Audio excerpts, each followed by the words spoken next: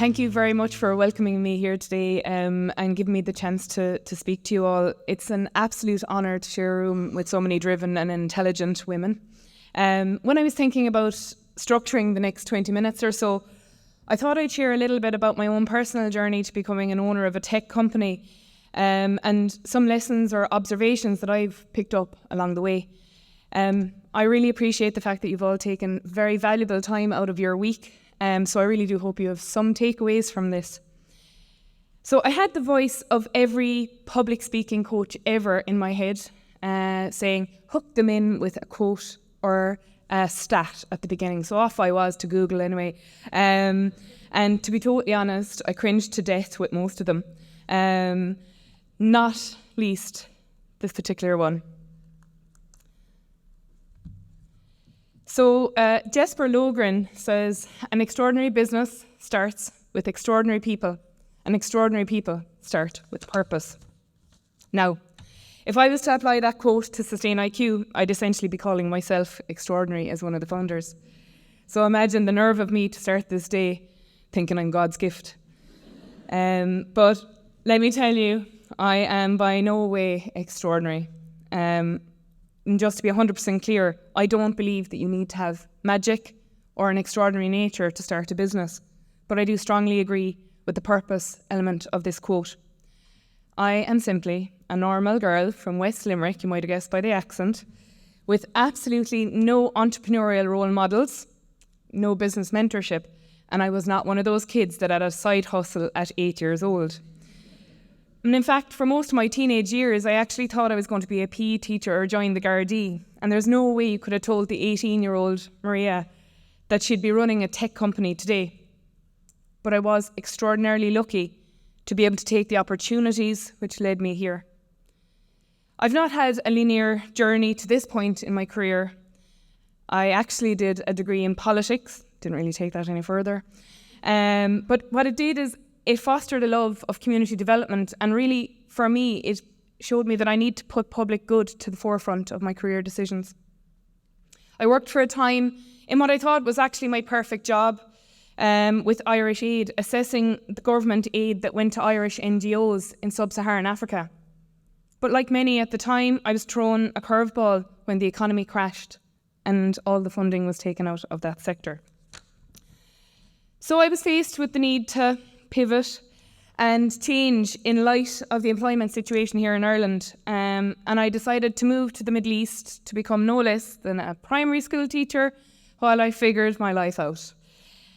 I never lost the desire to see an end to inequality. And to be totally honest, as much as I absolutely had a ball in Abu Dhabi, it never really sat well with me that I was participating in an economy where some migrant workers were essentially treated like slaves. And in a country that had the most wealth in the world, there was a blatant disregard for their impacts on the environment. So I started reading about this thing called corporate social responsibility at the time. Now most people call that ESG.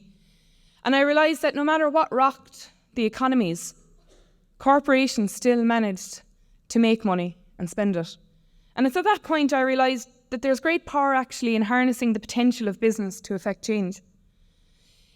Industry has the means in the capital and the motive in the need for a healthy workforce and a stable supply chain. And the concept of working with business to get the best out of them really intrigued me. So I ended up in Queen's University in Belfast to do a master's in sustainability. And I was really fortunate following that to work with business in the community, which really gave me access to over 300 companies across the UK and Ireland and getting insight into how they invested in their people, the communities and the environment. But I felt that companies were spending far too much time reporting than actually doing. And one night, over a bottle of wine at an award ceremony, where most of the best ideas happen, myself and Liam, the other co-founder of SustainIQ, floated the idea of a platform that would help companies to easily collate their ESG data into one place and get touch of a button reporting and analytics. SustainIQ was born. Q, a year of building a prototype, testing a market with 3 willing local companies. I quit my job, went full-time to try and push SustainIQ forward. But I was also working 4 other jobs just to try and pay the bills at home. And I didn't pay myself for 2 full years. I put every single penny back into the business because I believed in it that much. To say it was frantic is an understatement. There were days where I was out trying to make sales for SustainIQ, or down in Catalyst learning how to raise finance, having to run out to do a session with young people in secondary schools for enterprise, or actually selling an apartment or a house for commission. But now it was all worth it because it allowed us to gain traction in the market, showcase that we had a recurring revenue, and that investment allowed us to build the team that we now have. We operate a fairly small but mighty and rapidly growing team in Northern Ireland, the Republic of Ireland and GB. Our tech is utilised in lots of different sectors across the globe in over 30 countries and 3,000 sites. But none of this happened overnight. And it certainly wasn't because the co-founders were extraordinary. So actually, I believe a quote from the fashion icon, Vera Wang, is much more relevant to our journey. She said, when you have passion for something, then you tend not only to be better at it, but you work harder at it too. And I am passionate about the impact that SustainIQ can have on this world. By helping businesses to shine a light on their environmental and their social impacts, we help them to make a business case for their investments for more innovative and sustainable products or processes. And when you think about it, industry accounts for 75% of the world's global emissions. So we're actually tackling the beachhead of that problem. Underrepresented groups like low-income households, the elderly, and minority communities are usually the most badly affected by climate change. So by helping to focus business on impacting a change for good, we hope to have a good chance of making a real difference in people's lives and in protecting the future of our children's children. Now, I don't take that mission for granted, and I'm happy to say that that shared mission is seen in my staff every single day when they go above and beyond to help our clients to affect change in their own organisations. Indeed, as a business leader, I am certainly not extraordinary, but I do put in an extraordinary amount of effort because I believe so deeply in the purpose. Now, I won't be alone here today in saying the dreaded imposter syndrome often takes hold of me. In fact, the most regular pep talk that I give myself, and there's many pep talks, let me tell you, is cop on, Maria, nobody ever knew everything. I actually believe that leadership is being comfortable about being out of your comfort zone and not tying yourself in knots of anxiety, worrying about what you're competent at or not. You'll be forced to learn at lightning speed to sink or swim when you're out of your comfort zone and winging it. The trick I find is to understand that that feeling of discomfort is actually the exact same reaction in the chemicals in your brain as if you were about to skydive for the first time. Yet, funnily enough, I know more people who are willing to take the risk for an adrenaline rush than those who in a professional capacity are comfortable accepting their competence level enough to allow them to take that step into the unknown in that sense. So, the first time skydiving, you certainly won't feel confident at it. In fact, you just have to trust that there's others around you who are. So what's different in taking on a new challenge that you might not be 100% qualified for? Once you have others to lean on, you'll be totally fine. What gets me over this is that I know where my skills lie. I'm pragmatic in my approach here, and I leave the ego at the door. I hire people in SustainIQ who are skilled in the areas that I'm nervous about or have doubts about. And SustainIQ has never, nor will ever, hire anybody that might utter the words, "That is not my job." This is a collaborative culture where we're all working towards the same goal, and I literally could not be prouder of the team that we have built. Now, I've been thinking about this, and I think as a gender, us women suffer far more than men of that fear of incompetence. And I don't really know where that stems from. And maybe it's a legacy of always having to fight for our rights or to prove our equal worth. But I think we should flip that narrative. If we're always having to go harder to break that glass ceiling, to get where we want to and to fight bias, well, why don't we see that as a superpower rather than a disadvantage to us? We need to challenge ourselves, because from the beginning of time, other inspiring women have been forging this way for us. We owe it to them to take the opportunities and chances that we're given in life. And most importantly, don't waste any opportunity because of a fear of imperfection. The other thing I actually take a lot of solace in here in Northern Ireland is the fact that there are so many people, including people in this room, that are freely offering their advice. And we have a brilliant ecosystem in place for startups especially.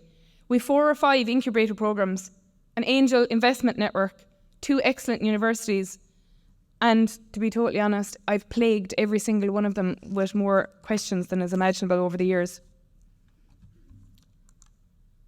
So, for many years now, I have been engaged in a debate as to whether companies only did CSR or ESG for marketing purposes, or whether it's the right thing to do.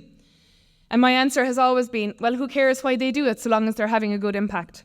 But that debate has moved on in complexity over the years, because companies started claiming that they were doing more than they actually were, and this is termed as greenwashing.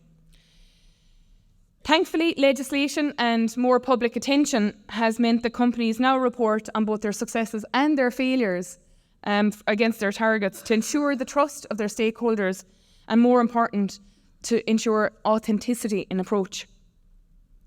So, any of you in this room who have taken their organisations through a certification like ISO for the first time will totally understand the pain of that. But with that, along with the certification on the wall, you also get better processes in your company, and in the long run you end up in a better position. This is very similar for businesses who begin to view ESG differently, taking it from a nice to do to an integral part of how they do business or how they make decisions every day. ESG, in my opinion, needs to sit alongside the commercial. We see examples of it every single day with our customers. So, to give you an example, when they're choosing a supplier, now more often than not, they choose the slightly more expensive local supplier because it has a better socio-economic impact or has less carbon emissions. Previously, this would never have happened. It would have been a first past the post in terms of cost. Recently, a global accountancy firm commissioned the London-based Centre for Economics and Business Research to survey senior decision makers at over 1,200 companies with more than 250 employees in Australia, France, Germany, Italy, the Netherlands, the UK and the US in June 2023 to consider the impact of ESG on their business performance. And the results were alarming. It clearly shows the companies who were seeking to embrace ESG principles saw their revenues rise by 9.7%, saw an increase in profits, greater access to finance than companies who had no link between ESG and their business strategy. So I used the word authenticity there in that last slide. And I've recently been thinking about that a lot in our own context, because we're peddling advice and solutions around sustainability to other customers. But actually, how are we performing in our industry, and what do we need to consider? Innovation in our tech stack, in the hardware, software, and the processes is key to SustainIQ being able to offer the very best analytics and reporting, and in playing our part in tackling global climate crisis. So I've been listening to the debate recently about whether AI is good for sustainability or not. And after reaching out to many more people that are much smarter than I am, I've reached the conclusion that to get to 1.5 degrees, we simply cannot get there without accelerated machine learning. But with that comes heavier loads on servers and the environmental impacts that come with it. As a business, we see AI as an integral part of our future development strategy through our predictive analytics. But we've taken the time to source renewable energy hosting partners, and we have a programme of training incoming for all of our tech team on writing lighter optimised code to ensure that the load we bear on those servers is at its minimum. My point is that we have a really great opportunity, every single one of us in this room, in the green economy, but we cannot stick our heads in the sand to any potential negative impacts that we may be having. It must be included as part of our risk register.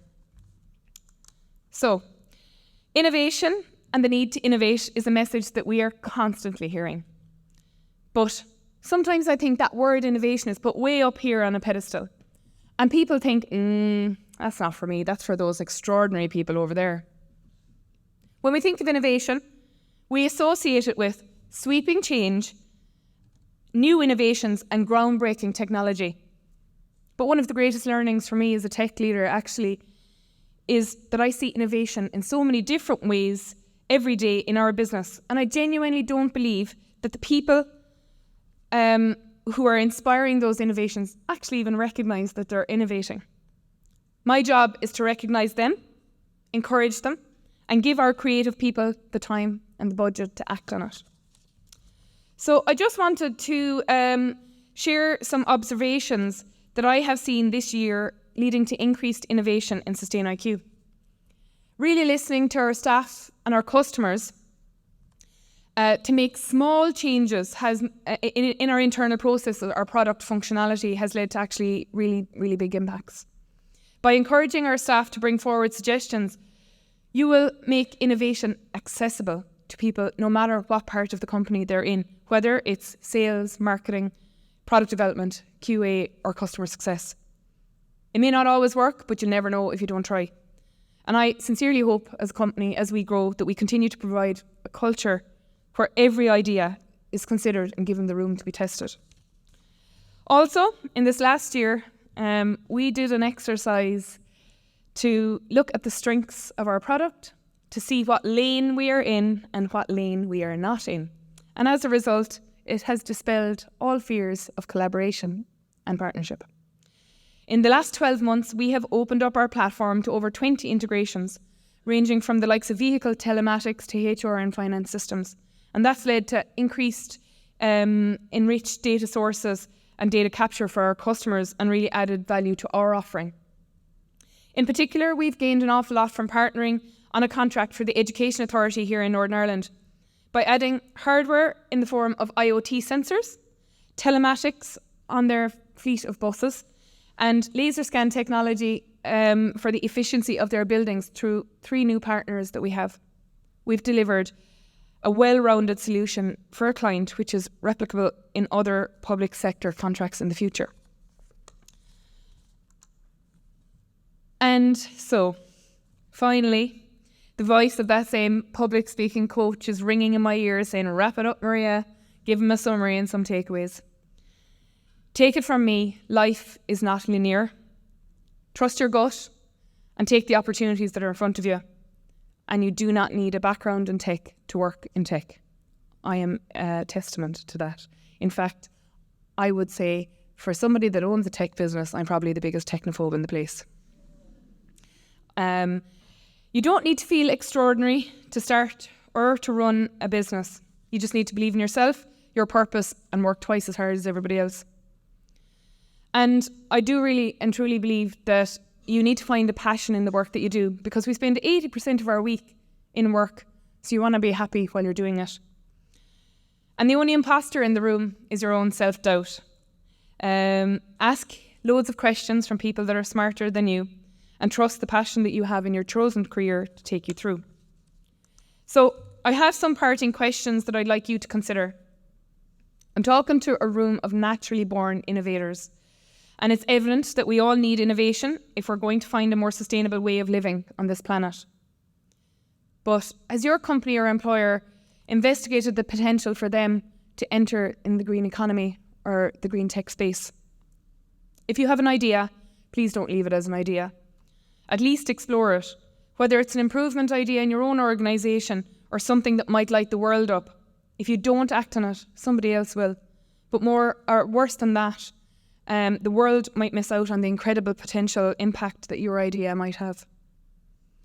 And then, have you actually looked lately at any improvements made by you or your team and acknowledged them as innovation?